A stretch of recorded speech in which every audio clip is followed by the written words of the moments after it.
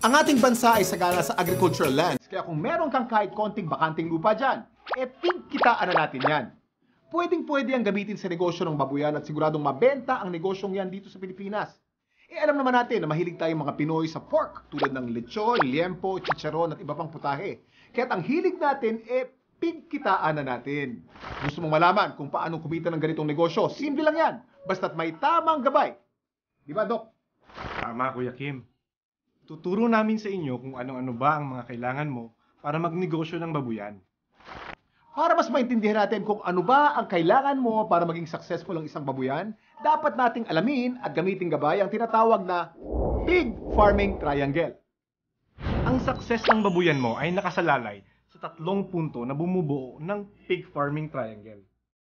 Kinakailangan na masubaybayan ang tamang proseso kada kategory ng pig farming. Sa unang punto ng pig farming triangle, syempre, importante ang nutrition. Ang nutrisyon ay kinakailangan ng katawan upang mabuhay, patuloy na lumaki at sa iba't ibang proseso ng katawan. Kung kaya't sa ating mga aalagaan, importante ang kalidad ng nutrisyon na ibibigay natin sa kanila upang sila'y lumaki ng maayos at maging maganda ang kanilang performance. Ang sunod na punto ng pig farming triangle ay dapat ring alalahanin ang tamang environment ng mga baboy. Siguraduhin na akma ang kapaligiran ng baboy base sa kanilang pangangailangan. Dahil ang pangangailangan ng ating mga baboy ay karaniwang depende sa kanilang edad, tulad ng uri ng kulungan, temperatura sa paligid at iba pa. Importanteng isaalang-alang ang mga ito upang maiwasan ang problema sa negosyong ito. Ang huling punto sa pig farming triangle ay ang tamang genetics ng mga baboy. Sa tamang pagnenegosyo ng isang babuyan, dapat tama rin ang breed ng mga baboy na aalagaan at depende rin ito sa operasyon na napili. Yan ang mga dapat tandaan sa iyong pagsisimula ng negosyong babuyan. Tandaan lang palagi ang pig farming triangle. Siguruhin ang tamang nutrisyon, environment at genetics ng mga alagang baboy.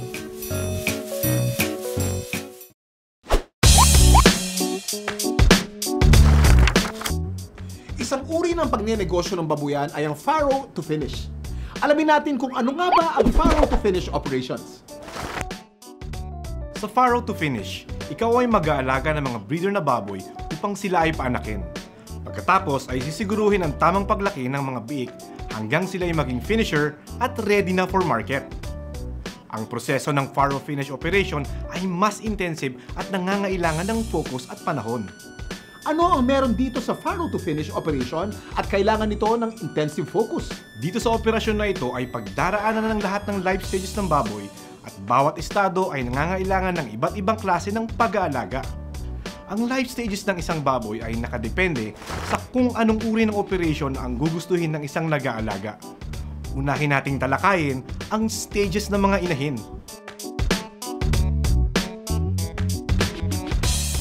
Simulan natin sa pagbubuntis o gestation ng isang inahin.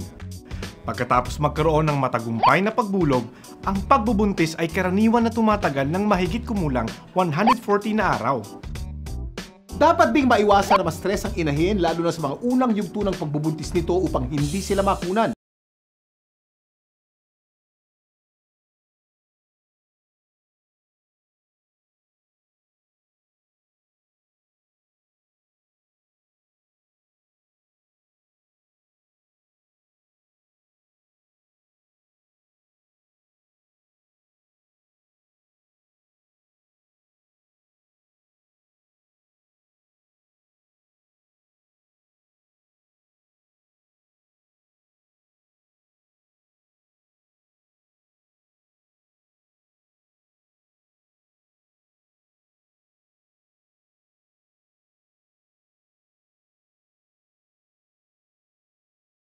Tapos mawalay ang mga biik o weaning, ang mga inahin ay pumapasok sa yugto na tinatawag nating dry period kung saan kailangan silang muling ikondisyon at ihanda sa susunod na pagbulog at pagbubuntis.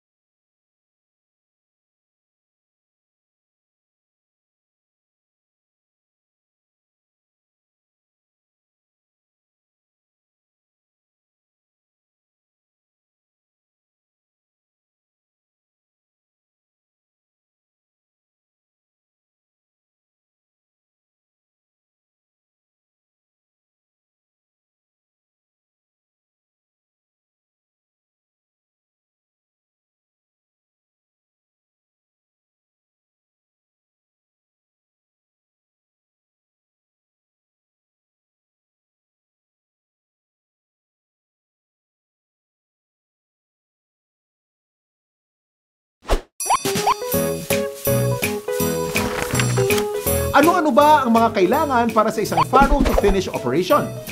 Ito ang mga basic requirements para makapagpatayo ka ng isang farrow to finish operation. Siyempre, gaya natin, kailangan din ng maayos na bahay ng mga alagang baboy. Unang-una yan dapat sa listahan. At dapat maiwasan ang sobrang dami ng baboy sa isang lugar para makaiwas sa sakit ang mga alagang baboy. Sa bawat hektarya ng lupa, hindi dapat lalampas sa 1,000 baboy ang inaalagaan para naman hindi sila overcrowded. Tayo mga tao, ayaw din natin ng ganon, di ba?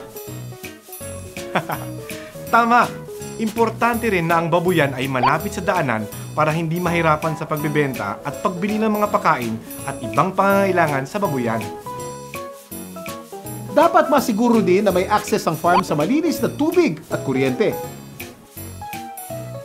Bukod sa kulungan, siyempre mahalaga rin ang pagkakaroon ng provisyon para sa tapunan ng dumi, ventilasyon at bodega kung malaki ang babuyan.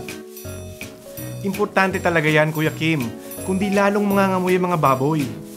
Sa pag-iisip ng disenyo ng kulungan, kailangan nating isaalang-alang ang comfort zone ng ating mga baboy. Ano naman itong tinatawag na comfort zone ng mga baboy, Dok? Meron kasing iba't ibang temperaturang pangangailangan ng mga baboy, depende sa edad at laki ng mga ito. Kaya sikapin natin na kaya natin itong i-provide sa kanila upang maging maayos ang kanilang paglaki.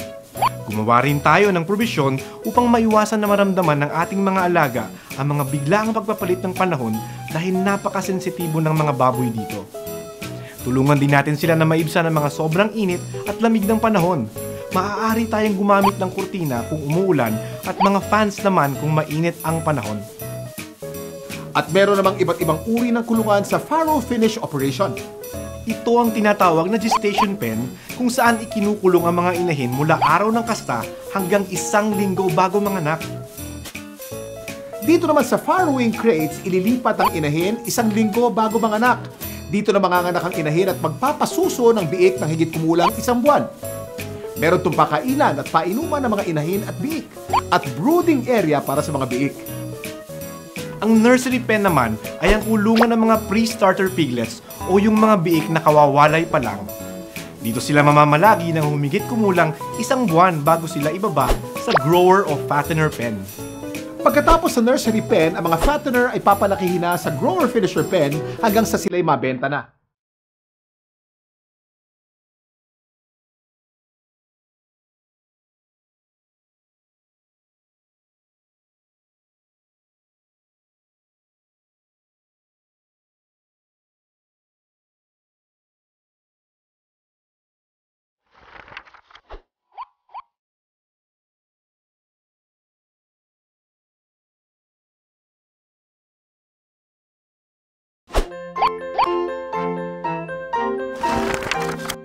Ito naman ang mga uri ng bubong na pwede mong pagpilian para sa mga kulungan ng baboy. Merong gable at monitor type. Ito ang isang halimbawa ng gable type housing na pwede sa mga mas maliit na operasyon. Ang monitor type naman ay mas ideal sa larger farrow to finish operations at sa mas maiinit na lugar. Ito ang isang halimbawa ng slatted flooring, kung saan mas madaling linisin ang mga pen ng mga baboy. Ang ganitong uri din ng flooring ay mas madaling matuyo at di masyadong naiipunan ng dumi. Ito ay mas ideal gamitin sa mga kulungan ng biik. Pwede rin naman itong isang uri ng flooring na tinatawag na solid flooring. Mas abot kaya to para sa mga nagsisimula pa lang ng negosyo. Tandaan na sa solid flooring, dapat ito ay may inclination na 3 degrees para mas madaling linisin ang dumi ng mga baboy. Ang solid flooring naman ay karaniwang ginagamit sa kulungan ng mga fattener.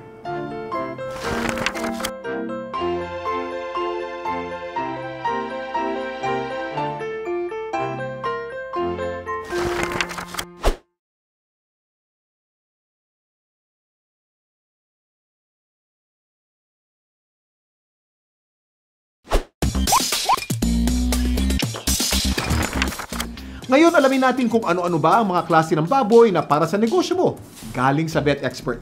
Gaya ng nasabi na sa Pig Farming Triangle, ang lahi ay isa sa mga importanteng parte para maging successful ang pagninegosyo ng isang babuyan. Base sa pananaliksik, ang 30% ng tagumpay ng isang babuyan ay galing sa genetic potential kaya't kinakailangan nating pumili ng lahi na aangkop sa sistema ng ating operasyon at pag-aalaga. Maraming lahi ang mga baboy, Pero karaniwan na ang ginagamit bilang inahin ang landrace at ang large white o pinaghahalo ang dalawang lahi na ito upang maging F1. Ang mga ganitong klase ng mga inahin ay may superior mothering ability. At para naman masigurong healthy at maganda ang performance ng mga inahin, bigyan sila ng masustansyang pagkain. Ang Mama Pro developer ay pinapakain sa mga buntis na inahin, samantalang ang Mama Pro Milk Maker ang binibigay sa mga nagpapasusong inahin. Kapag sila ay dumalaga pa lamang at hinahanda upang maging inahin, pinaghahalo ang Mama Pro developer at Milk Maker sa 50-50 ratio para masigurong maganda ang development nila. Pagkatapos manganak ng mga inahin, dapat masiguro naman ang tamang pagpapalaki ng mga biik. At siguruhin na ibigay lahat ng pangangailangan ng mga biik at inahin. Bigyan sila ng sapat na pagkain, inumin, mga bitamina at umaapaw na pagmamahal. Next naman, at para masiguro ang tamang paglaki ng mga biik, may early wean immunobooster para sa unang stage ng pagkain. Ibinibigay ito habang sila'y sumususo pa lamang hanggang 1 linggo ng pagkawalay. Susundan naman ito ng early wean superstart para naman sa pre-starter stage upang maging matibay ang pundasyon ng ating mga palakihing baboy. Ang Pigrolac Premium Hog Starter ay binibigay pagkatapos ng early wean superstart. Ito'y susundan ng Pigrolac Premium Hog Grower at ang panghuli ay ang Pigrolac Premium Hog Finisher. Ang mga feeds na ito'y karaniwang pinapakain ng tig-1 buwan, ngunit maaari pa rin mag-adjust depende sa nag-aalaga. Mas mainam na ad libitum o walang sawang pagpapakain ang paraan ng pagpapakain sa starter stage. Samantalang ang controlled feeding naman pagdating sa grower finisher stages. Bakit? Dahil ito'y ginagawa upang maging maganda ang klase ng laman ng ating mga pambentang baboy.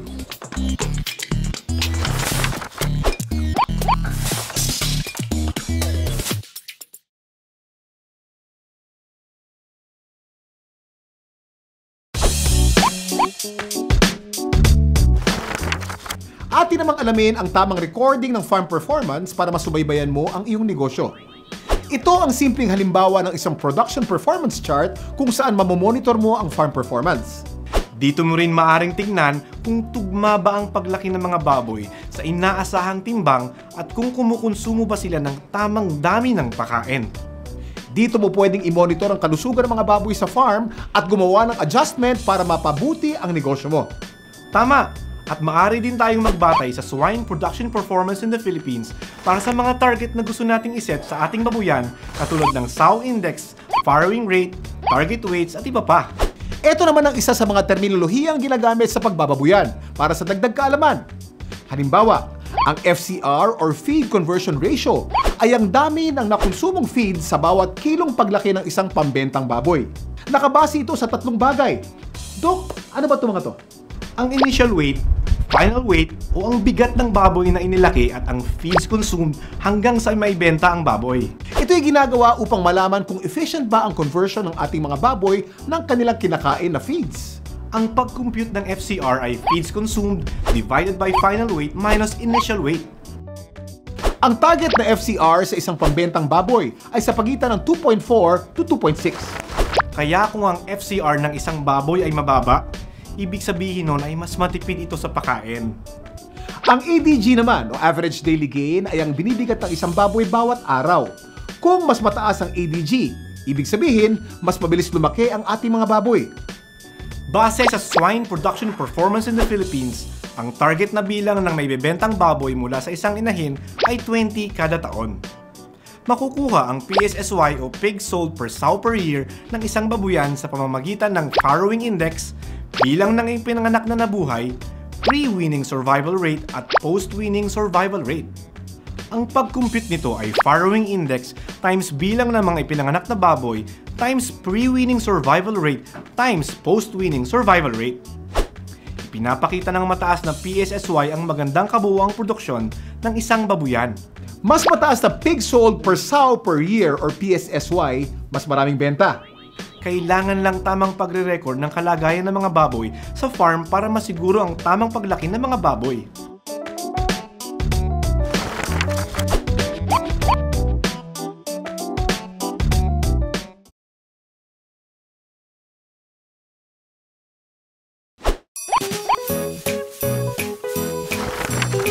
Atin namang alamin kung magkano ba ang kakailanganin para magsimula ng isang farrow to finish operation. Para sa isang farrow to finish operation na may 10 sow level, ito ang mga kailangan mong puhunan. Meron tayong tinatawag na fixed at working capital, kung saan ang fixed capital ay ang puhunan na kinakailangan mo sa pagpapagawa ng iyong babuyan at working capital naman ay nakalaan para mapaikot mo ang iyong negosyo. Tinatayang ang kailangan na puhunan sa isang inahin mula sa bilhinto hanggang sa maibenta ang unang mga baboy nito ay 150,000 pesos.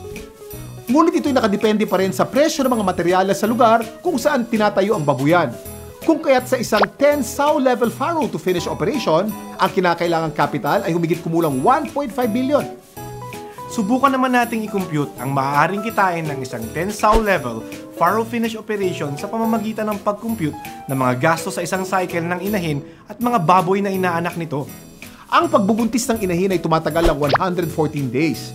Ito'y kakain ng average na 2.5 kilos per day o gagastos ng humigit kumulang 6,500 pesos para sa pagpapakain ng Mama Pro Developer para sa kabuuan ng pagbubuntis. Samantalang humigit kumulang 3,500 pesos naman ang magagastos sa pagpapakain ng 4.5 kg ng Mama Pro Milk Maker araw-araw para sa nagpapasusong inahin mula manganak ito hanggang iwalay. Karaniwang tumatagal ng 30 araw ang panahon na ito. Tinatayang 500 to 700 pesos naman ang magagastos kapag pumasok na ang mga inahin sa dry period hanggang sa sila'y muling bulugan. Ang mga ito ay pinapakain ng 2.5 to 3 kg ng feeds kada araw sa loob ng 4 to 7 days. Ang buong gastos sa pagkain ng isang inahin sa isang buong cycle ay humigit kumulang 10,500 pesos. Ang gastos na ito ay maaring magbago pa rin, depende sa paraan ng pag-aalaga at presyo ng pagkain sa lugar. Para naman sa medication ng isang inahing baboy, may mga Yunaco products tayo para matulungan ang pagbuti ng kanilang kalusugan at mas mapaganda ang kanilang performance. At sa abot kayang halaga pa, ang kabuuang presyo ng medication ng isang inahing baboy ay nasa 300 pesos lang. Kasama dito ang pagbabakuna ng Coglapest na isang hog cholera vaccine, pagpupurga gamit ang latigo na isinasagawa sa 110 days ng pagbubuntis at pagkatapos iwalay ng mga inahin. Kasama na rin dito ang pagbibigay ng antibiotics pagkatapos manganak at mga bitamina katulad ng Bexan SP at Genvet ADE. Kung ang mga inahin naman ay dumaan sa artificial insemination o ang proseso kung saan ang isang inahin ay susumpitan ng similya. Gagastos ka ng approximately 1,000 pesos para sa similyang pangkasta. Ang artificial insemination ay ang makabagong paraan ng pagpapadami ng baboy. Ang kabuuang halaga ng magagastos sa isang cycle ng inahin ay tinatayang 11,800 pesos. At kung ito'y manganganak ng 10 biik, ang cost of production ng isang biik ay nagkakahalaga ng 1,180 pesos. Ang sunod naman na aalamin natin ay ang gastos ng mga biik hanggang sa sila ay mabenta. Ang mga biik na sumususo ay kailangan pa rin pakainin ng early wean immunobooster upang mapunan ang nutritional gap at maabot nito ang genetic potential. Makakaubos ang mga biik ng 1 to 1.5 kg ng pakain hanggang sa isang linggo matapos silang iwalay at ang gastos dito ay nasa 100 to 150 pesos. Siyempre, kakailanganin din ng tamang medication sa 5 to 30 days na mga biik. Ang kabuuang halaga sa medication ng mga biik sa panahon na ito ay umaabot sa 180 pesos. Murang-mura para sa kalidad ng medication ng mga baboy. Kabilang na dito ang pagbibigay ng Apralite panglaban sa pagtatain ng biik, Jectran Premium para naman makaiwas sa anemia, Coglapest bakuna laban sa hog cholera at Bexan SP upang mas maging malusog ang mga biik at mabilis lumaki. Kaya para sa mga medication ng inyong baboy, sagot ka ng Yunaco. Pagkawalay naman ng mga biik, may iba't ibang paraan sa pagpapakain sa mga palakihing baboy. Maaari nating sundin ang Tigrolac Feeding Program. Pwede rin naman tayong sumunod sa karaniwang practice ng karamihang magbababoy kung saan nagtatalaga na lamang sila ng eksaktong bilang ng sako na ipapakain sa mga palakihing baboy. Halimbawa, kada isang baboy na bagong walay ay bibigyan ng isang sako ng Early Wean Superstart, isang sako ng Pigrolac Premium Hog Starter, 1.5 sako ng Pigrolac Premium Hog Grower at isang sako ng Pigrolac Premium Hog Finisher hanggang sa sila ay maibenta. Kung susundan ng ganitong practice ay gagastos ka ng kulang-kulang 6,000 pesos para sa pagkain. Sa mga ganitong edad ay kakailanganin pa rin silang purgahin ng latigo, bakunahan ng Coglapest, laban sa hog cholera, bigyan ng Bexan SP para sa mabilis na paglaki, at Digestiaid 4X para sa mas magandang pagtunaw ng pagkain. Ang halaga ng lahat ng ito ay approximately 80 pesos. Sa kabuuan ng gastos o ang cost to produce ng isang pambentang baboy gamit ang pamamaraan na ito ay humigit kumulang 7,500 pesos. Target nating maibenta ang mga palakihing baboy sa timbang ng 90 kilos at kung ang live weight price ay 105 pesos, ang isang baboy ay nagkakahalaga ng 9,450 pesos at kung ibabawas natin lahat ng gastos, ay maaari tayong kumita ng halos 2,000 pesos sa isang baboy lamang. Kung fully operational na ang isang 10 sow level farrow to finish operation, makakapag-produce ito ng 16 heads ng pambentang baboy kada buwan. Kung kaya't maaring kumita ito ng 32,000 pesos per month o 384,000 kada taon. Mas madali ka nang kikita dahil ngayon, may knowledge ka na sa kung paano ba ginagawa sa isang farrow to finish operation.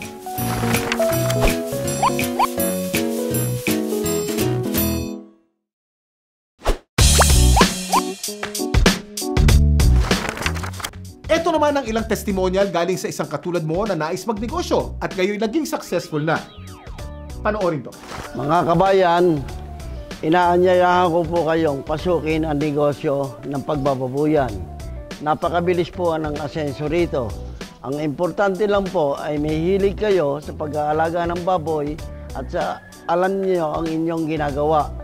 Ako po ay nagsimula lang ng 10 inahin at makalipas po ang 3 taon ay naging 130 na po ang aking inahing baboy.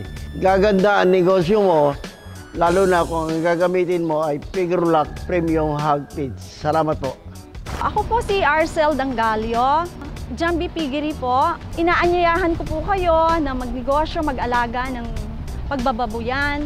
Kamukha po namin ngayon. Nag-start po kami ng 20 sow level. At ngayon po, after 3 years po, at katulong po ng Pigrulac Feeds, ng hog lines, ngayon po ay nasa 60 sow level na po kami. Iniimbitahan ko po kayo na gumamit po tayo ng produktong Pigrulac para po sa ating mga babuyan at para po maging maunlad tayo. Kamukha po ng aming pagbababuyan ngayon na naging successful po kami dahil po sa tulong ng Pigrulac. Maraming salamat po. Laging tatandaan na ang buhay ay weather lang. Pero sa pagnenegosyo ng babuyan, ang buhay ay pwedeng wealthy rin, kaya pigkitaan natin. Kasangga mo siyempre ang Yunako dyan.